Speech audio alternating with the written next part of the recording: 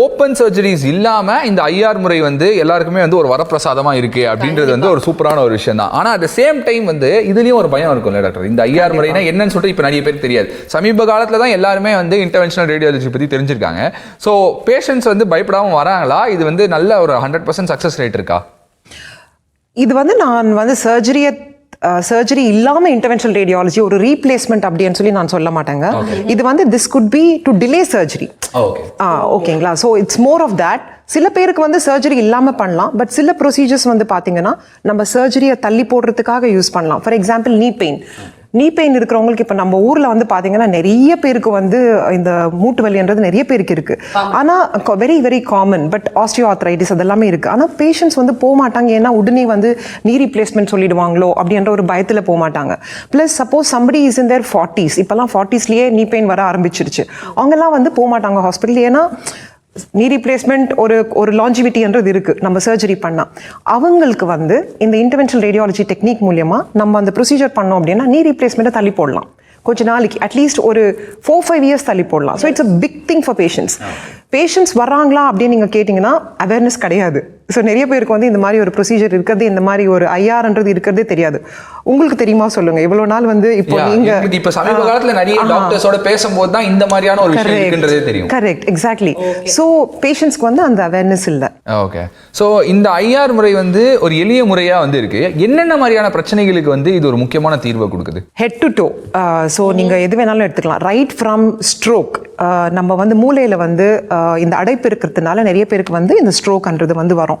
இது வந்து ஒரு பர்டிகுலர் டைம் வித்தின் ஃபியூ ஹவர்ஸ்க்குள்ள நம்ம வந்து ஹாஸ்பிட்டல் போயிட்டோம் அப்படின்னா பெராலிசிஸ் இல்லாமல் வந்து அந்த மூளையில் இருக்கிற கிளாட்டை வந்து கம்ப்ளீட்டாக எடுக்கலாம். So that is one procedure. So இது வந்து நிறைய பேருக்கு தெரியாது. ஸோ ஆனால் நைட்டு வந்து தூக்கத்தில் வந்து அது ஒன்றும் பண்ண முடியாது. But atleast during their awake hours அந்த டைமில் ஸ்ட்ரோக் இருந்துச்சு அப்படின்னா எப்படி இதயத்தில் வந்து ஒரு கிளாட் இருந்தால் அந்த பிளட் கிளாட்டை வந்து ஒரு கார்டியாலஜிஸ்ட் வந்து ஆஞ்சியோபிளாஸ்டி பண்ணி ஸ்டென்டிங் எல்லாம் பண்ணுறாங்களோ அதே மாதிரி தான் வந்து இது வந்து ஆப்போசிட் ஆஃப் திஸ். இதில் வந்து அடைப்பு இருக்கும்போது வந்து you just take out the clot, thrombectomy அப்படின்னு பேர். ஸோ இது மூலியமாக ஸ்ட்ரோக்கை சரிப்படுத்தலாம். அது இல்லாமல் சில பேருக்கு வந்து இந்த நுரையீரலில் வந்து பிளட் காஃப் பண்ணுவாங்க. ஸோ ஹீமோப்டிசிஸ் அப்படின்னு சொல்கிறோம். அவங்களுக்கு வந்து உடனே இன்டர்வென்ஷனல் ரேடியாலஜி டெக்னிக் மூலியமாக நான் சொன்னேன் இல்லைங்களா, எப்படி வந்து ஒரு கேத்தட்டரை வந்து லங்ஸ்குள்ளே போயிட்டு அந்த ப்ளீடிங்கை வந்து கண்ட்ரோல் பண்ணுறது. நிறைய பேருக்கு வந்து ரோட் டிராஃபிக் ஆக்சிடென்ட்ஸ்னால இன்டர்னல் ப்ளீடிங் அதிகமாக இருக்கும். ஸோ அந்த இன்டர்னல் ப்ளீடிங் அதிகமாக இருந்துச்சுன்னா அதுவும் வந்து இது மூலியமாக வந்து நம்ம ஒரு கேத்தட்டரை கொண்டு போயிட்டு எந்த இடத்துல ப்ளீடிங் இருக்கோ அந்த ப்ளீடிங்கை வந்து கம்ப்ளீட்டாக வந்து தடுக்க முடியும். ஸோ கேன்சர் ட்ரீட்மெண்ட்ஸ் இருக்குது. ஸோ லிவரில் வந்து நிறைய பேருக்கு வந்து கட்டி இருக்கும்போது வந்து அந்த கட்டியை வந்து சுருங்குற மாதிரி பார்க்குறது, that is one technique. So ஜென்ரலாக நான் ஒர்க் பண்ணுற ஹாஸ்பிட்டலில் வந்து நிறைய பேருக்கு வந்து கல்லீரலில் வந்து கட்டி இருக்கும்போது அந்த கட்டிக்கு இருக்கிற ரத்தோட்டத்தை வந்து தடுக்கிறோம். ஸோ அது வந்து எம்பலைசேஷன் அப்படின்னு சொல்லுவோம்.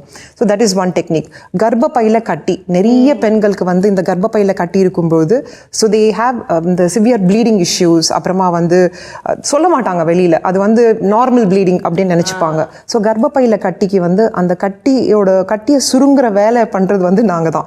So we can actually shrink the fibroid. கர்ப்பப்பையை எடுக்காமல் ஒரு ட்ரீட்மெண்ட். Infertility treatments. சில பேருக்கு வந்து பார்த்தீங்கன்னா குழந்தை இல்லாமல் இருப்பாங்க. ஸோ இந்த டியூபல் பிளாக்கேஜ் அப்படின்னு சொல்கிறாங்க இல்லைங்களா. ஸோ கர்ப்பப்பையிலிருந்து வந்து ஃபெலோப்பியன் டியூப்ஸ், அது ஓவரீஸ்க்கு கனெக்ட் பண்ணுற டியூப்ஸ். இந்த ஃபெலோப்பியன் டியூப்ல பிளாக் இருக்கும்போது வந்து அந்த ஃபெலோப்பியன் டியூப் பிளாக்கேஜை கிளியர் பண்ணலாம். So that is one kind of treatment. இது ஆண்களுக்கு வந்து பார்த்தீங்கன்னா ப்ராஸ்ட்ரேட் ப்ராப்ளம்ஸ். ப்ராஸ்ட்ரேட்ன்றது வந்து நம்ம யூரினரி பிளாடர், நம்ம நீர் பைக்கு மேலே இருக்கிற ஆர்கன் தான் வந்து ப்ராஸ்ட்ரேட்.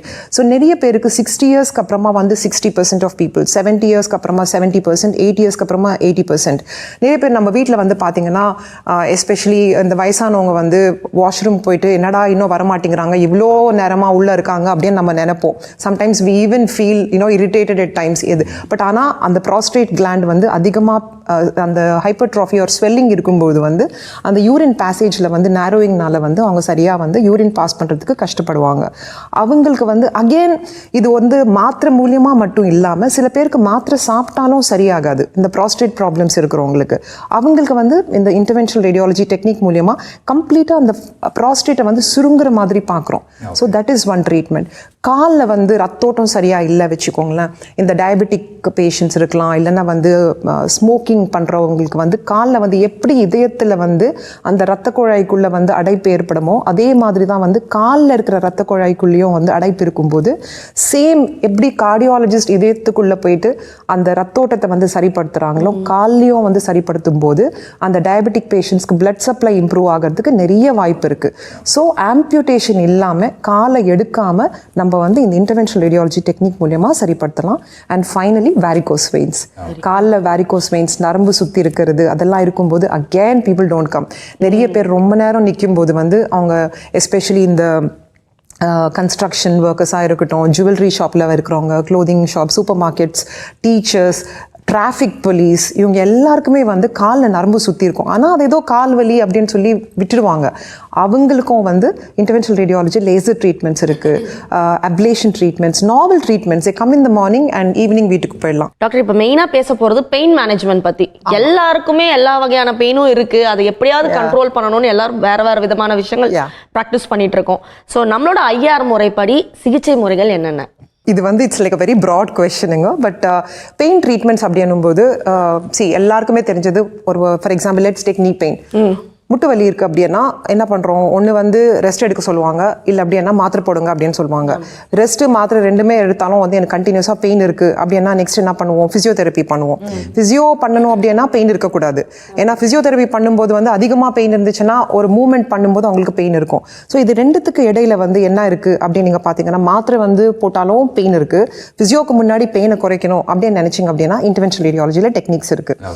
ஸோ அதில் வந்து there are lot of techniques. ஒன்று வந்து ஃபார் எக்ஸாம்பிள் நம்ம நீ பெயினில் வந்து அதிகமாக இன்ஃப்ளமேஷன் இருக்கும், ஓகேங்களா, நிறைய பிளட் சப்ளை இருக்கும். அந்த பிளட் சப்ளையை கம்மி பண்ணுற மாதிரி ஒரு டெக்னிக் இருக்குது, ஜெனிகுலர் ஆர்டரி எம்பலைசேஷன் அப்படின்னு சொல்கிறோம், GAE அப்படின்ற ஒரு டெக்னிக். இன்னொன்று வந்து பார்த்தீங்கன்னா அங்கே இருக்கிற நர்வ்ஸ்னால தான் நம்மளுக்கு பெயின் இருக்குது. உடம்புல எங்கே பார்த்தாலும் நம்மளுக்கு பெயின் எதுக்காக வரும் அப்படின்னா நர்வ் எண்டிங்ஸ்னால. ஸோ அந்த நர்வ் எண்டிங்ஸை வந்து நம்ம கம்ப்ளீட்டாக நம் பண்ணிட்டோம் வச்சுக்கோங்களேன், பொசுக்கிறது இல்லைனா வந்து எரிக்கிறது, நர்வ்ஸ் எரிக்கிறது. ஸோ அது பண்ணும்போது வந்து ஜெனிகுலர் நர்வ் அப்லேஷன் அதுலேயும் பண்ணலாம். மூணாவது டெக்னிக் வந்து டைரெக்டாக ஒரு இன்ஜெக்ஷன் கொடுத்து ஆன்டி இன்ஃப்ளமேட்டரி கொடுத்து, ஸ்டெராய்ட்ஸ் சில பேர் யூஸ் பண்ணுவாங்க. ஸ்டெராய்ட்ஸ் மட்டும் இல்லாமல் சில டெக்னிக்ஸ் இருக்குது wherein you inject the medicine and then அது வழியாக வந்து நம்ம பெயினை வந்து சரிப்படுத்தலாம்.